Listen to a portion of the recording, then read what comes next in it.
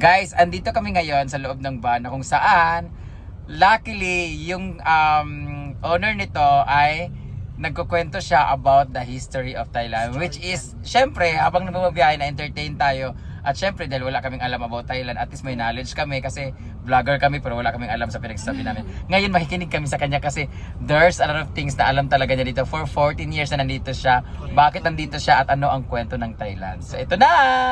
So, pakinggan natin si Ma'am Jovi ang kwento ng Thailand!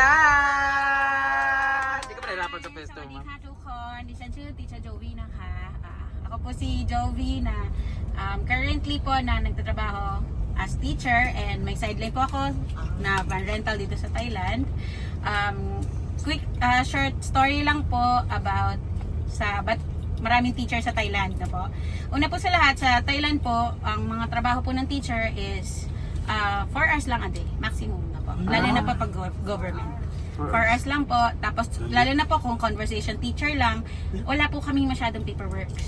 So, ang gagawin lang po namin, magturo per hour, tapos lipat na per class. Maximum po ng isang teacher, 20 hours a week. So, yun lang po yan. Siyempre, obligasyon namin magbigay ng grades, pero hindi naman masyadong obligasyon na katulad ng teacher sa Pilipinas. Ngayon po, bakit po nagustuhan magstay dito for 14 years? No? Kung hindi niyo po na alam, kapag teacher ka po sa Bangkok, lalo na government, no work, no pay. So, kung 4 hours a day, 4 hours a day lang yung sahod mo, tapos kapag term break, wala. Pero po, ang kagandahan po kasi dito, bukod po sa magaan ng buhay namin mga teachers, is free po yung breakfast and lunch. Wow. Yun, no? So, hindi lang po sa bata, pati po sa mga teacher. Pero yung sahod po na 4 hours per day, kaya naman i-compensate yung gastusin mo for a month? Yes. Yes po. Kasi po, maliit lang ang gastusin Cost sa of living. Sa totoong buhay, bakit ako magstay ng 14 years dito? Tapos edok naman ako, DepEd ako sa Pinas, hindi na ako nag-iba. Kasi po dito, konting trabaho, tapos maayos na sahod, tapos mura bilihin. Yun po.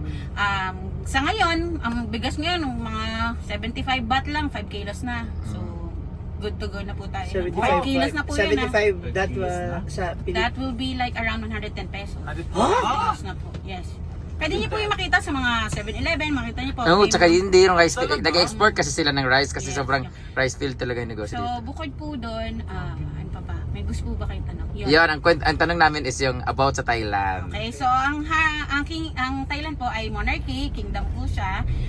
Yung hari po ngayon ay ika-10 hari, pero bago pa lang po siya na nag-reign. Bago po siya, yung tatay niya is more than 50 years na hari. Yung pang-siyam.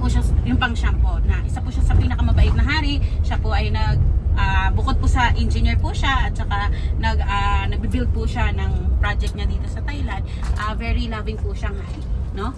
Paano po siya naging loving? Minake sure niya po na education ay libre. Sa katwiran po ng Thailand, kapag education libre, may libreng pagkain, agahan tanghalian, may libreng gatas, agahan tanghalian, tapos libre po mga gamit ng bata. Wala pong reason para hindi pumasok ang bata. para hindi mabaral. At dito po sa Thailand, kapag may batang pakalat-kalat, pwedeng ipakulong ang magulang. Yes. Magulang ang sisi. Yes. So, wala po kayong makikitang mga batang street children. Okay? Dahil po yun yung point of view ng hari, nagli-lead po yun na ang bata kahit gaano kahirap kakain sa paaralan. At kahit gaano po nila kaayong mag-aral, force silang mag-aral kasi makulong parents nila. Di ba po?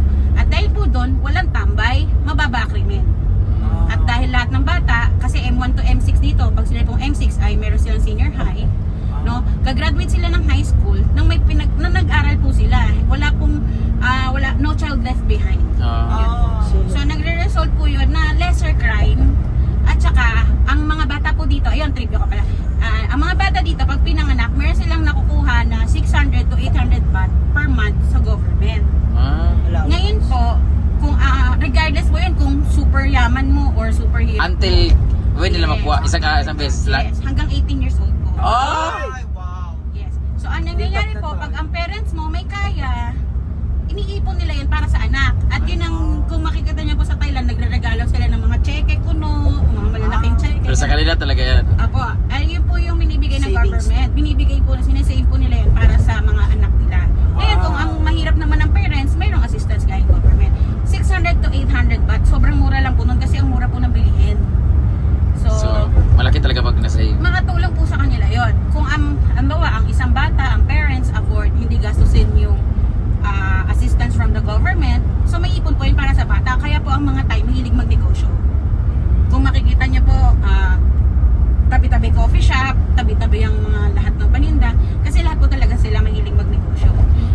Bawal po, tinitrain sila na magtinda ng ukay-ukay.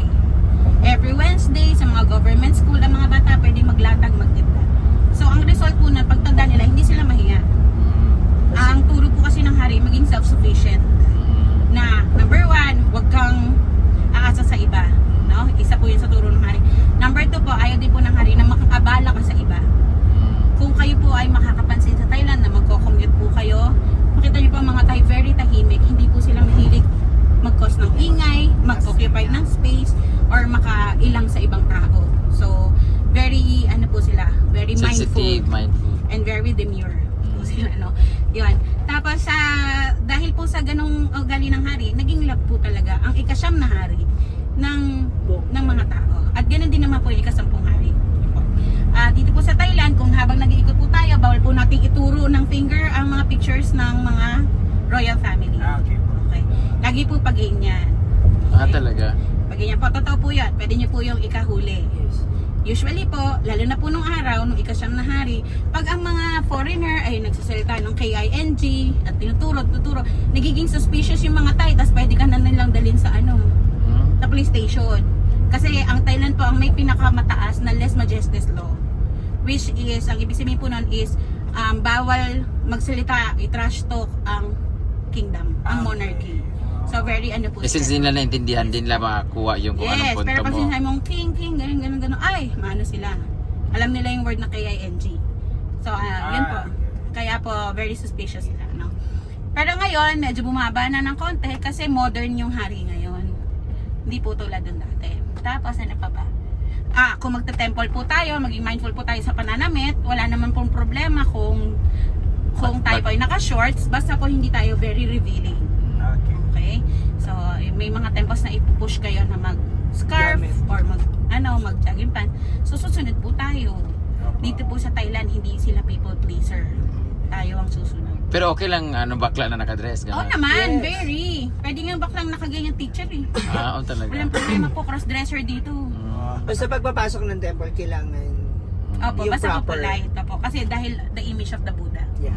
Yun lang po. Kasi po God po nila yun. Pero, question teacher, how's the food here? Ikaw sa pagkain? Actually po, ang food dito, hindi po kapareho sa atin na maalat, maasim, matamis. Dito po lagi, usual minimum po 4 tastes. No? Spicy, sour, sweet, salty. Combination po yon. Ang famous food po dito sa Thailand ay Tom Yum Kung. Sana po ma-appreciate nyo yun. Pwede nyo pong i-request na less spicy, pero hindi mangyayaring not spicy. Kasi spicy talaga. Kahit po asukal dito may sili. Yes, kung makaka... Bakit? Ayan ang tanong ko, bakit sila more on I sili? don't know, ang init-init nga dito eh. Sobrang init ng Thailand. Tapos sobrang hilig pa nila sa spicy. So, nung unang mga 6 months ko dito, syempre for the almoranas, pero ngayon sanay na. Sanay na. Kasi no choice, kasi free ang food. Kaming teacher, free yung food, kahit di natin sanay, pero kung lalabas ka sa karinderya, ganun din naman. So, At no least yung choice. free na. Maano ka na, masasanay ka na. Sanay ka lang din. Kaysa itlog-itlog lagi. No? Alright. Yun po. May tanong po ba kayo? Ako. Abaka, what's your question? May alam kang lalaki pwede i-booking di. Marami. Ay nako, cut nyo muna. Dahil dyan, palagpakan mo natin si Teacher Joey! Ang galing, diba? Ang galing ng trivia niya. Naka-rides ka na, tapos naka-ikot-ikot ka na at the same time, nagkaroon ka pa ng Nung knowledge. pupunta tayo ng Hong Kong, we want to live at Hong Kong, sa Hong Kong. Ngayon naman, nung nagkinig tayo kay Madam, parang ang sarap pamuhay Mas dito. okay dito. Oh, very informative si Kasi Madam. 5 kilos. Actually, nandito na po ang parents ko. Dito na po namatay papa ko. Kinuha ko po lahat ng family ko dito. May anak ka na po. Wala pa po. Pero may asawa Kakasal ka. ko lang last Talaga. Wish namin magkaroon ka ng anak. 10 kamukha namin lahat. Pinoy siya or Thai? Half Thai po siya. Half Thai, half. Ano po siya, yung mama niya, Dawoenyo. Taga. Tapos yung papa po niya kasi nag-aral sa Pilipinas sa FEU, architect. Thailander. Doon na sila nag-meet mo. So, pero sa Pinas po siya lumaki. Nagkataon lang nag-meet kami. Ay, nakit-nakit mo na siya dito. Sana all. Ang arte-arte mo. Alam mo pa yung salitang tampaling, ha? Ganun na nga. Salamat po, Teacher Joby. Okay, salamat. Oh my God, very informative siya. Yeah, thank you. Huwag ka nang umalis.